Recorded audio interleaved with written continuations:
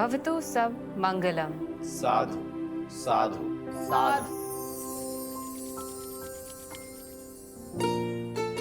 तो आज सबका दिन कैसा बीता इससे बात कर ली जाए। तो आज सबसे पहले कौन बताएंगे? वैसे जीजू आज आप बड़ा मुस्कुरा रहे हैं।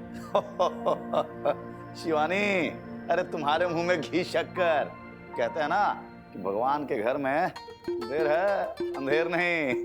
अरे आप तो जानते ही हैं कि इधर कुछ दिनों से हमारा ग्रह नक्षत्र जो है ना कुछ खराब चल रहा था। अरे महाराज आज जानते हैं अचानक से इतने सारे लोग आए शादी ब्याह का रिश्ता लेकर के। अरे 15 तो हमने रजिस्ट्रेशन करवा दिया और 3 जोड़ियां लगवा भी दी। अरे कहते हैं ना जीजू, भगवान जब भी देते हैं छप्पर फाड़ के देते हैं। क्या बात है। चलिए पतिदेव, आप बता दीजिए आपका दिन कैसा था। भाई मेरा दिन तो शानदार था। वो क्या है कि आज मेरा पहली बार काशी में नुक्कड़ नाटक हुआ। क्या कमाल का एक्सपीरियंस था, मजा आ गया। लेकिन प्रथम भैया एक गलत बात है, काहे कि आप हम सभी से वादा किए थे कि आप अपना पहला नुक्कड़ नाटक हम सभी को दिखाएंगे। लेकिन भैया आप तो नुक्कड़ नाटक अकेले करके हमारा परिवार के साथ नाटक कर दिए। हाँ, ये हम भूल गए थे मौसा। अरे इसमें कौन सी बड़ी बात है नेताजी, अभी दिखा देते हैं। अरे यहाँ पे कहाँ नुक्कड़ नाटक दिखाओगे? और क्या, यहाँ दिखा देता हूँ। अरे दिखाइए हमारे साधु साहब में क्या भाई। तो चलो यही अभी आया। हाँ कहाँ जाके आ रहे कहाँ जा रहे हैं? इधर गए हो? अरे शिवानी जी तुम्हारे स्वामी जी है। कहा भाई लगता तैयार है। हाँ? ये कहानी है जिंदगानी की, न राजा की न रानी की। यही तो कहानी है इंसान की रवानी की। वो राम की खिचड़ी भी खाता है, वो रहीम की खीर भी खाता है। वो तो भूखा है जनाब, उसे मजहब कहाँ समझ आता है।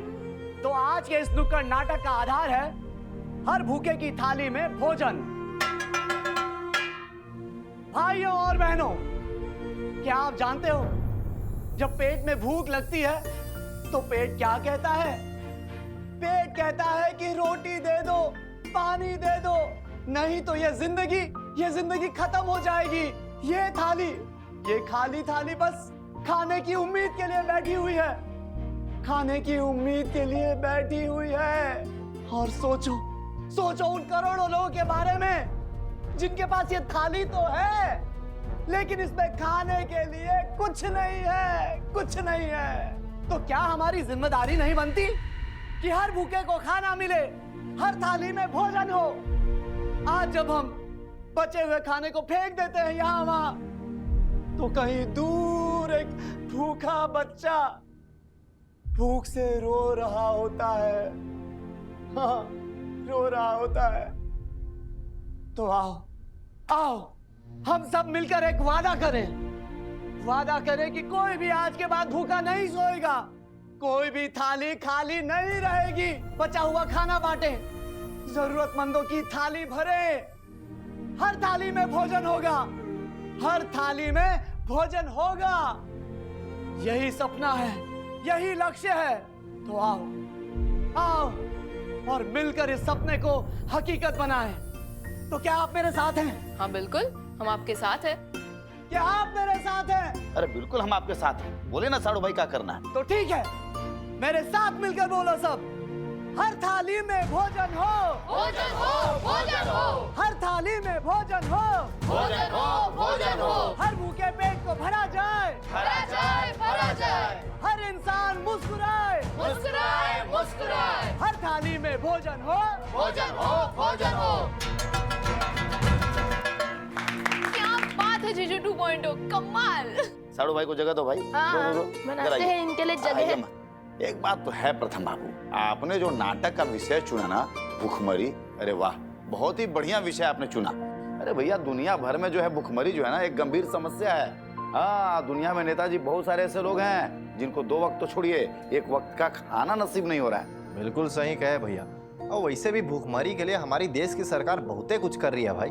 लगता है कि बहुत जल्द इस पे कंट्रोल पा लेंगे। वैंडी तुम ये बताओ कि तुम्हारा दिन कैसा था। दीदी हमारा दिन कुछ खास नहीं था, इसे बताने लायक कुछ है नहीं। दिन तो खास नहीं, अरे मंडिया दिन को खास बनाना पड़ता है। अरे हम तो कहते तुम भी एक आध दिन हमारा परिवार के बीच में अपना डांस परफॉर्मेंस दिखा दो, मजा आ जाएगा एकदम। दिखा दे। दिखा दो। दिखा देते हैं 1-2 दिन में। वैसे आप ये बताइए कि आपका दिन कैसा था? अरे भैया हमारा दिन तो आजकल इतना ज्यादा हेक्टिक हो गया, का बताएं। अरे भैया दिन रात एक कर दिया पढ़ाई कर करके, ना राजनीति में मन लग रहा है ना कहीं आ जा पा रहे हैं। अब एक बात बताएं, इस बार सोचें कि अपने क्लास में ना टॉप करेंगे। वो कंचोप्पा वाले भैया। कंचोपा? कंचोपा ये। अच्छा टोपी। अरे तुम बताओ तुम्हारा कैसा था दिन, मजा आ रहा है? हमारा दिन तो काफी अच्छा था, क्रिकेट में भी और पढ़ाई में भी। अभी रविवार को ही हमारा एक मैच होने वाला है और उसमें कोच सर ने हमें कप्तान बनाया, कप्तान। अरे चलो चलो चलो, बहुत हो गया। सबने अपने अपने दिन के बारे में बता दिया। अब हम जो बता रहे हैं आप लोग ध्यान से कान खोल करके सुनिए। आज हमारे प्यारे जी टीवी के दर्शकों का मेल और मैसेज जो है हमारे शिवानी जी और प्रथम बाबू पढ़ेंगे। मन जी, अरे तुम जाकर के वीरू का होमवर्क करा दो और हम जो है आज नेता को जाकर के होमवर्क कराएंगे। आइए हमारे साथ, चलिए चलिए। हाँ, चाचू भी हमारे साथ पढ़ाई करेंगे। चलो आओ। चलो, जिस पल का रहता है आप सभी को इंतजार, वो घड़ी आ चुकी है। जी टीवी के सभी दर्शकों को हमारा प्यार भरा नमस्कार। नमस्कार। तो चलिए आपके द्वारा भेजे गए ईमेल और मैसेजेस पढ़ने के सिलसिले को शुरू करते हैं। तो आइए देखते हैं आज सबसे पहला मैसेज हमें किसने भेजा है। तो शिवानी जी शुरू करें। बिल्कुल। हाँ, तो आज का पहला ईमेल हमें भेजा है रायबरेली उत्तर प्रदेश से श्रीमती कुसुम सिंह ने। कुसुम सिंह जी नमस्कार। नमस्कार। कुसुम सिंह जी लिखती हैं, जी टीवी के शो वसुधा में वसुधा का भोलापन और चंद्रिका देवी की शानदार दमदार एक्टिंग हमें बहुत पसंद आ रही है। उनके दोनों बेटों के अच्छे संस्कार देखना बहुत अच्छा लगता है। क्या बात है कुसुम जी, ये जानकर हमें बहुत खुशी हुई कि आपको जी टीवी का शो वसुधा और चंद्रिका जी की एक्टिंग बहुत पसंद आ रही है। आप इसी प्रकार जी टीवी और जी टीवी के अन्य शोज देखती रहिए और अपने सुझाव हमें भेजती रहिए। बहुत बहुत धन्यवाद। अगला मैसेज हमें भेजा है धनबाद झारखंड से श्रीमती साक्षी जी ने। साक्षी जी, आपने तो मुझे मेरी साक्षी दीदी की याद दिला दी। खैर, आप लिखती हैं, हमारा परिवार बहुत ही मजेदार और प्यारा शो है। इस शो की वजह से हमें भी जी टीवी से कनेक्ट होने का मौका मिला है। ये बहुत अच्छी बात है। बस एक प्रार्थना है, हमारा परिवार में दादा दादी को लाइए। हमारा परिवार में बुजुर्गों की कमी थोड़ी खल रही है, उनके आने से और ज्यादा मजा आएगा। साक्षी जी, ये तो बहुत ही शानदार सुझाव है। हम आपके ये प्यारे से सुझाव को जी टीवी की प्रोग्रामिंग टीम तक जरूर फॉरवर्ड करेंगे, उनके साथ विचार विमर्श करेंगे और शीघ्र ही इस विषय में उचित निर्णय लिया जाएगा। बहुत बहुत धन्यवाद। अगला मैसेज हमें भेजा है पटना बिहार से श्रीमती सुहानी कुमारी जी ने। सुहानी जी लिखती हैं, जी टीवी से हमारी शिकायत है कि जी टीवी के शो कुमकुम भाग्य को बहुत ज्यादा खींचा जा रहा है। आपसे निवेदन है कुमकुम भाग्य की कहानी को आगे बढ़ाइए। बहुत समय से कहानी एक ही जगह पर रुकी हुई है। सुहानी जी, शिकायत भेजने के लिए आपका बहुत बहुत धन्यवाद। और हमारा मानना है कि इंसान शिकायत उसी से करता है जिसे वो अपना मानता है। तो आपने हमें और जी टीवी को अपना माना, इस बात की हमें बहुत खुशी है। हम आपके सुझाव को जी टीवी की प्रोग्रामिंग टीम को फॉरवर्ड कर रहे हैं और उम्मीद करते हैं वो बहुत जल्द इस पर कोई उचित निर्णय लेंगे। बहुत बहुत धन्यवाद। धन्यवाद। तो चलिए, आपके द्वारा भेजे गए ईमेल और मैसेज पढ़ने से हम विराम लेते हैं, लेकिन आप विराम मत लीजिएगा, क्योंकि आपके द्वारा भेजा गया एक ईमेल या मैसेज आपको ला सकता है हमारा परिवार के बीच। तो इससे पहले कि मैं और शिवानी जी हमारा परिवार के बीच जाएं, आज जी टीवी पर टेलीकास्ट होने वाले शोज की आपको फटाफट से जानकारी दे देते हैं। तो सबसे पहले देखिए शाम 7 बजे शो बस इतना सा ख्वाब। तो आइए देखते हैं इस शो की कुछ झलकियां। अबनी, तुम्हारा मंगलसूत्र कहाँ है? मंगलसूत्र हमारे पास। जिस रिश्ते की इन्हें कद्र नहीं है, उस रिश्ते को इनके गले का फंदा क्यों बनाए? Mangalsutra and all. हाँ, are you planning to get one award? अच्छा लगेगा तुझ पे।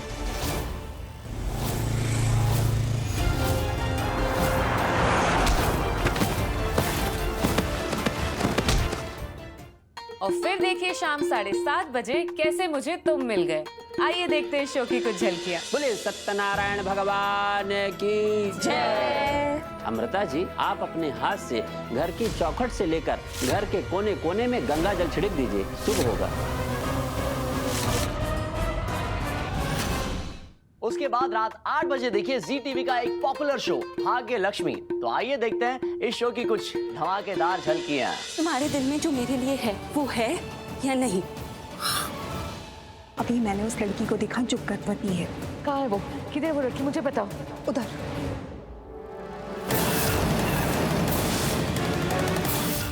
और फिर मिलिए रात 8:30 बजे हमारी प्यारी जागृति से शो जागृति एक नई सुबह में। आइए देखते हैं शो की कुछ झलकियाँ। ये कैमरा है, तुम आकाश की मदद लेकर इसे कालिंदी के कपड़े, उसके बैग या कोई भी ऐसी चीज जो उसके साथ रहती है उसमें लगा देना, ताकि बल्लू के बारे में कोई भी जानकारी हो तो वो इसमें कैद हो सके। उसके बाद रात 9 बजे देखिए जी टीवी का एक बेहतरीन शो कुमकुम भाग्य। तो आइए देखते हैं कुमकुम भाग्य की कुछ प्यारी सी झलकियां। आरवी मेरे लिए, तुम दोनों बहनों के लिए नहीं। So stay away. जेल में थी, मैं वहां से भाग गई। मुझे क्यों बता रही हो ये सब? क्योंकि तुम ही मुझे पैसे दोगी, 20 लाख। पीयू मुझे ये बता, क्या वो तुझसे प्यार करता है? फिर देखिए रात 9:30 बजे जी टीवी का एक प्यारा सा शो जाने अनजाने हम मिले। आइए देखते हैं शो की कुछ झलकियाँ। Nation news. अभी भी वहां से तेरे नाम का लेटर आया है। ये रहा आपका ज्वाइनिंग किट। आज से आप हमारे चैनल की जूनियर एडिटर की पोस्ट संभालेंगे। क्या मैं बोर्ड ऑफ डायरेक्टर्स की लिस्ट देख सकती हूँ? ये लीजिए। तुझे मेरी कसम है वीरे, राघव को पता मत लगने देना कि रीत ने मिसेस चावला की सिफारिश से नई जॉब ली है।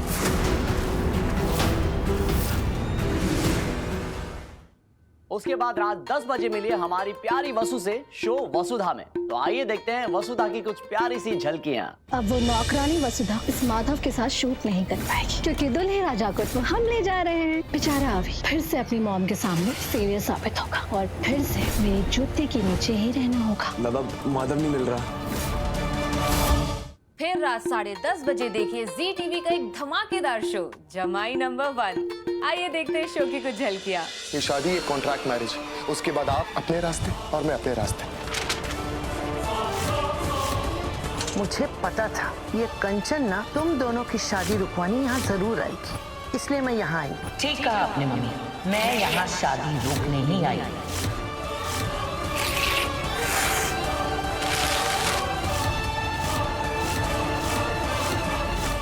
फिर रात 11 बजे देखिए जी मिनी सीरीज की इस हफ्ते की नई पेशकश विट्रो मेट्स। तो आइए देखते हैं सीरीज की प्यारी सी झलकियाँ। 4 दोस्त जुड़े एक ही दर्द से, माँ ना बनने की परेशानी से। हम कुछ कर सकते हैं जिससे तुझे बेटर फील हो। बांट लेते हैं एक दूजे की मुश्किल। दोस्तों का साथ होना ना बहुत बड़ी चीज होती है। कहानी जज्बे और जज्बात की, दोस्तों के साथ की। मैं फिर से माँ बनना चाहूंगी। आप लोग IVF के जरिए पेरेंट्स बन सकते हैं। ये है मेरी विट्रोमेट्स। जी मिनी सीरीज में देखिए इंदिरा IVF प्रेजेंट्स विट्रोमेट्स, हर रोज रात 11 बजे जी टीवी पर। आप कौन? गुप्पी भाई। जी हम महक बात कर रहे हैं, बोलिए। अखाड़ा। म्यूजिक कंपोजर बोलिए। नमस्ते साहिल जी। तो ये बताइए गुप्पी भाई, कितने पहलवान हैं आपके अखाड़े में मिलान के लिए? अच्छा मतलब हम गाए भी और परफॉर्म भी हम ही करें? अरे हाल फिलहाल में यूनिवर्सिटी में आर्ट गैलरी खुलवाए हैं भाई, अभी कैसे अखाड़ा खुलवाएंगे? आपका जो भी प्रीवियस वर्क हो या फिर आपका जो चैनल है, क्या आप उसका लिंक हमें शेयर कर सकते हैं हमारे साथ? 12 पहलवानों में इतने बड़े क्षेत्रफल में अखाड़ा खुलवाना मुमकिन नहीं है हमारे लिए। अच्छा इसी नंबर पे भेजा है क्या? जी रखते हैं। महादेव। मैंडी क्या हो गया, इतनी टेंशन में क्यों लग रही हो? बताओ भैया, किससे बात कर रही थी? किसका फोन आया था? 1 मिनट, तुम किससे बात कर रहे थे? पहले तुम बताओ। अरे पता नहीं कहाँ के गुप्पी भैया गुत्ती भैया फोन कर दिए। अब फोन करके हमें कह रहे हैं कि 12 पहलवानों के लिए बड़ा सा अखाड़ा खुलवा के दो। अरे कम से कम 10 बार डीन साहब के आगे पीछे होना पड़ता है, उसका दस्तखत, ये ऑर्डर वो ऑर्डर, फलाना ढिमका, नहीं बनेगा कुछ भी। अरे तो अच्छी बात है ना, खुलवाओ अखाड़ा। आर्ट सेंटर के बाद अगर तुम अखाड़ा बनाओगे ना तो वो तुम्हारे चुनाव प्रसार के लिए बहुत फायदेमंद रहेगा। फायदा होगा। अरे तुम बताओ, तुमको किसका फोन था? हमारा मैटर हटाओ। साहिल जी करके कोई इंडिपेंडेंट म्यूजिक कंपोजर है, यही बनारस के, तो वो कह रहे थे कि वो हमारे साथ एक म्यूजिक वीडियो करना चाहते हैं जिसमें गाएंगे भी हम और एक्टिंग भी, यानी कि परफॉर्म भी हम ही करेंगे। ऑफर तो बहुत अच्छी है। फिर हमने पूछा कि आपका जो सोशल मीडिया पे चैनल है उसकी हमें लिंक भेजिए। तो फिर हमने लिंक देखी तो ना चैनल पे बहुत ज्यादा एंगेजमेंट नहीं है, व्यूज भी नहीं है। अरे धीरे धीरे धीरे धीरे करके सीढ़ी चढ़ो, तब जाके शिखर पे पहुंचोगी। तुम तो ऐसे बोलती कि रातों रात तुम कोई उठा के स्टार बना दे, ऐसा नहीं होता है। अच्छा तो एक बात बताइए नेताजी, आप खुद क्यों अखाड़ा नहीं खुलवा रहे? अरे 12 पहलवान है, 12, और बोल रहे हैं बड़ा सा अखाड़ा खुलवा के दे बड़े क्षेत्रफल में। अरे मुमकिन नहीं है, इतने कम संख्या में कहाँ से अखाड़ा खुलवाएंगे भाई? अरे समझाइए ना थोड़ा। एग्जैक्टली तुमने ना खुद के प्रश्न का उत्तर खुद ही दे दिया है। इंडिया से भगवान हारे। ये बिस्कुट। अगर हम भगवान के साथ कंपटीशन कर रहे होते ना तो तुम्हारे साथ आज नोकझोंक ना कर रहे होते। कहाँ नोकझोंक नहीं करते हुए नहीं करते हो यार, तुम लोग को थोड़ा सा भी समझदारी नहीं है जी। अरे बगल में हम क्लाइंट से बात कर रहे हैं फोन पे और तुम लोगों की आवाजें आ रही है चिल्लाने की, क्या हो गया? पापा हम बताते, मैंडी मौसी कोई इंडिपेंडेंट कंपोजर से फोन आया था कि वो उनके साथ कोलैब करे, परफॉर्म भी करे और गाना भी गाए। और जब मैंडी मौसी ने उनका सोशल मीडिया प्लेटफॉर्म चेक किया तब उन्हें ये पता चला कि उनके प्रीवियस वीडियोस पे बहुत कम व्यूज है। तो मैंडी मौसी को लगता है वो काम बहुत छोटा है, तो इन्होंने वो प्रस्ताव ठुकरा दिया। तो तुम्हारा क्या प्रस्ताव है जी? बताओ। पापा अभय चाचू का भी हम ही बताते। अभय चाचू के कॉलेज के कुछ जूनियर विद्यार्थी ये प्रस्ताव लेकर आए थे कि उन्हें एक अखाड़ा बनवाना है कुश्ती के अभ्यास के लिए। तो अभय चाचू ने भी वो प्रस्ताव ठुकरा दिया क्योंकि उनके पहलवानों की संख्या बहुत कम है। अब आप पूछेंगे कि कितनी संख्या है, तो हम बताते हैं सिर्फ 12 संख्या। अरे तो इसमें गलत क्या है भाई? अरे अजनबी है तो क्या हुआ? और तुमको काहे उन लोग वोट देकर जिताया है? इसीलिए ना कि तुम उनकी बात को सुनो, उनको हेल्प करो। विजय भैया आपका सब बात सही है, लेकिन हमें नहीं लगता कि अखाड़ा बनवाने से हमारे चुनाव में कोई विशेष प्रभाव पड़ेगा। पर अभय तुम्हें एक बात समझनी पड़ेगी कि अफसर 2 बार दरवाजा नहीं खटखटाती। अफसर का महत्व हम भी समझते हैं, पर ये काम ना बहुत ज्यादा छोटा है। तुम लोग ऐसे नहीं समझोगे। चलो शिवानी जी, हम इन लोगों को ना एक कहानी सुनाते हैं, हो सकता है कि कहानी सुन करके इनका दिमाग खुल जाए। बहुत पहले की बात है, एक गांव में तरुण नाम का एक भक्त रहा करता था।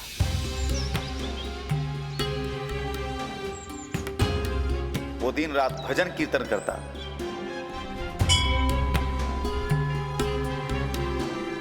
मंदिर में जाकर भगवान की सेवा करता और पूजा पाठ में लगा रहता था। हर रोगी की सेवा, हर गरीब की सहायता करना उसका स्वभाव था। उसे कण-कण में भगवान के साक्षात दर्शन होते थे। इस कारण उसे भगवान पर बहुत अधिक विश्वास था।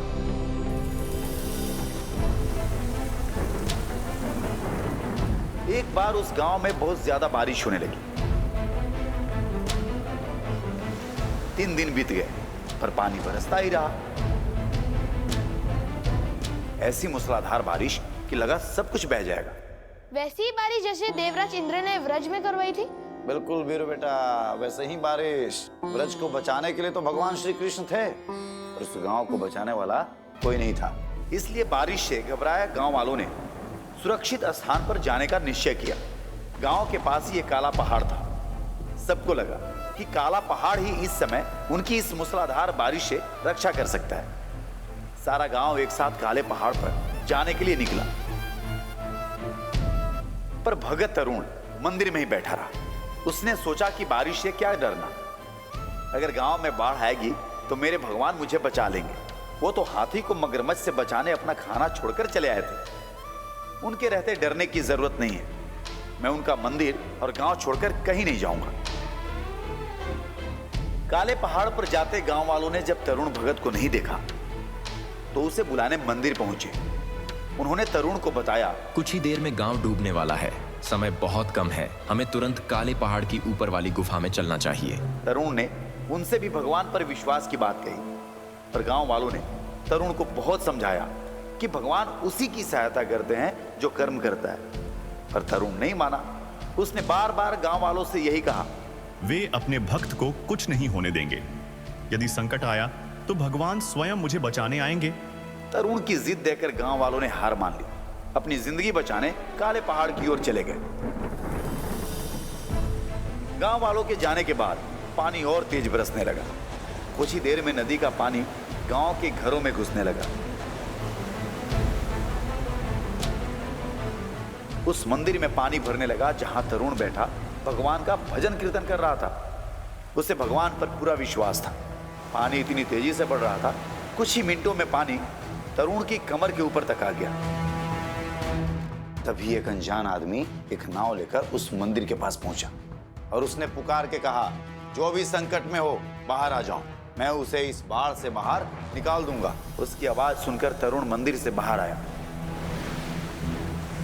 और उसके साथ जाने की बात उसने फिर नहीं मानी और मंदिर के अंदर जाकर भगवान की कृपा की प्रतीक्षा करने लगा। नाव वाला अनजान आदमी अपनी नाव लेकर वापस चला गया।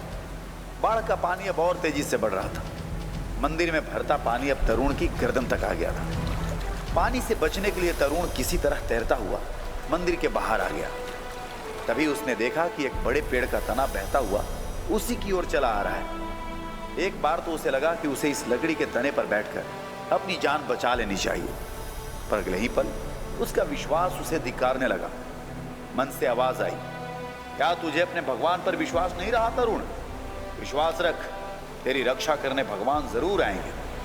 तरुण की आंखों से सामने से बहता लकड़ी का वो तना बहुत दूर चला गया और तरुण तैरता हुआ फिर मंदिर के अंदर आ गया। अंदर की दशा देखकर तरुण काफी डर गया था। पानी अब उसकी नाक तक पहुंचने वाला था। इस कारण जोर जोर से भजन कीर्तन करता तरुण भगवान को रक्षा के लिए पुकारने लगा। वो बार बार कह रहा था, मैं आपका सच्चा भक्त हूं, पर आप मेरी रक्षा करने नहीं आ रहे हैं। तभी मंदिर की मूर्ति से उसे एक तेज आवाज सुनाई दी। तरुण, मैंने तुम्हें बचाने की 3 बार कोशिश की। मैंने ही सबसे पहले गांव के लोगों को तुझे बचाने के लिए भेजा। मेरी ही प्रेरणा से उन सब ने तुम्हें कितना समझाया, पर तुमने उनकी बात नहीं मानी। तुम्हारा हठ देखकर मैं स्वयं एक अनजान नाव वाला बनकर तुम्हारे पास आया, पर तुमने न तो मुझे पहचाना और न ही मेरी बात मानी। अरे मूर्ख, तुमने एक बार भी नहीं सोचा कि भीषण बाढ़ में एक अनजान आदमी नाव चलाकर तुम्हारे ही पास क्यों आया। इसके बाद तुम्हारी जीवन रक्षा के लिए मैंने लकड़ी का बड़ा सा लट्ठा भेजा। तुमने अपने हठ में उसे भी बह जाने दिया। जो जीवन में अवसर को नहीं पहचान पाता, उसकी कोई सहायता नहीं कर सकता। अरे कहा समझी, कहानी से कुछ समझ में आया? जीजू, जो अफसर हमारे पास खुद ही चल के आया है, उसे हमें एक मौका देना चाहिए। हम अभी उनसे बात करते हैं। और तुम नेताजी, समझ में आया? जी भैया, हम प्रस्ताव रखते हैं डीन साहब के सामने, और कुछ भी कमी बेसी रहेगी तो हम डीन साहब अगर नहीं मानेंगे ना तो हमको ले चलना, यही कहानी उनको भी सुना देंगे। लगाते हैं। ठीक है, चलो बहुत बढ़िया, तुम लोग समझ गए। ये जानकर के हमें खुशी हुई और तुम दोनों की आंखें भी खुल गई। बहुत बढ़िया। जी जीजू। तो हमारे प्यारे ZTV के दर्शकों, ऐसी प्रेरक कहानियों का दौर तो हमारा परिवार में चलते ही रहता है, जिससे हम और आप बहुत कुछ सीख पाते हैं। अगर आप चाहते हैं कि आगे भी ऐसे ही प्रेरक कहानी आपको सुनाई जाए, तो उसके लिए आपको जुड़े रहना होगा हमारा परिवार और ZTV के साथ। और एक बार हमारे प्यारे दर्शकों, अगर आपको ZTV के किसी भी शो से संबंधित कोई भी सुझाव, कोई भी विचार, कोई भी प्रशंसा, कोई भी शिकायत अगर भेजनी हो तो लिख भेजिए ना हमारा परिवार के ईमेल और व्हाट्सएप पर। तो चलिए देखते रहिए ZTV, क्योंकि हम आपके करेंगे सुझाव का इंतजार, बन के आपका सूत्रधार। प्यार से भरा संसार दिखाएगा हमारा परिवार। जय हिंद।